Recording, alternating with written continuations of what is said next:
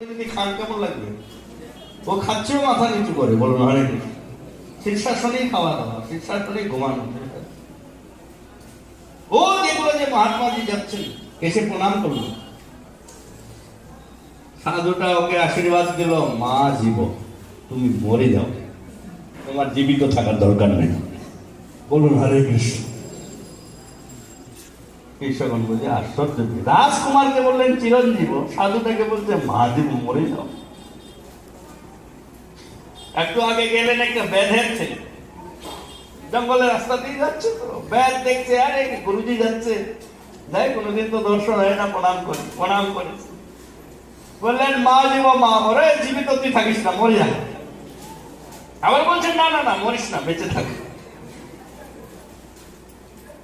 কিন্তু একজন ভক্ত আসলে,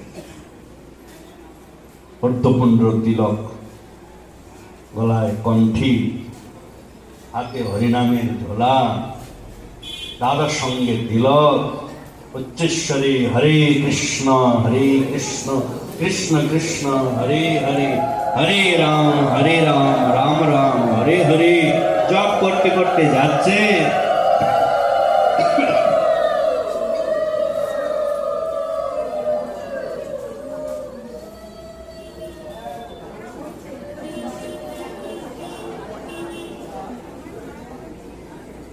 আমি ভুলেই যাই যে হাতটা উঠালে উলুর যে একটা কোঠা আছে, এটা ওদের পূরণ করতেই হবে।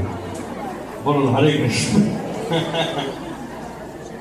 আরে হরে কৃষ্ণ বলছে, হরে কৃষ্ণ বলেন, উলুটা লাস্টে দিবেন, লাস্টে। কোটা বারবার পূরণ করতে হবে না।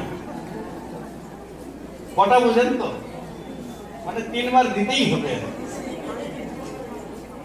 বলুন হরে কৃষ্ণ। যাই হোক, যাচ্ছে, ওই ভক্ত এসে মহাত্মাকে ডেকে প্রণাম করেছে। জটাধারী মহাত্মা বড় তেজস্বী, প্রণাম করতেই মহাত্মা ওকে আশীর্বাদ দিলেন, জীব বা মর বা সাধু, তুমি জীবিত থাকো অথবা মৃত্যুবরণ করো, তোমার পক্ষে দুটাই সমান। শিষ্যগণ বললেন গুরুদেব কেন এরকম কেন আশীর্বাদ দিচ্ছেন আজকে, এক একজনকে এক এক রকম।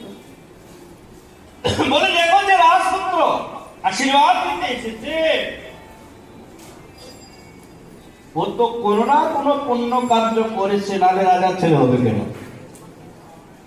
রাজপুত্র হয়ে জন্মগ্রহণ করেছে, বড় হয়েই রাজা হবে।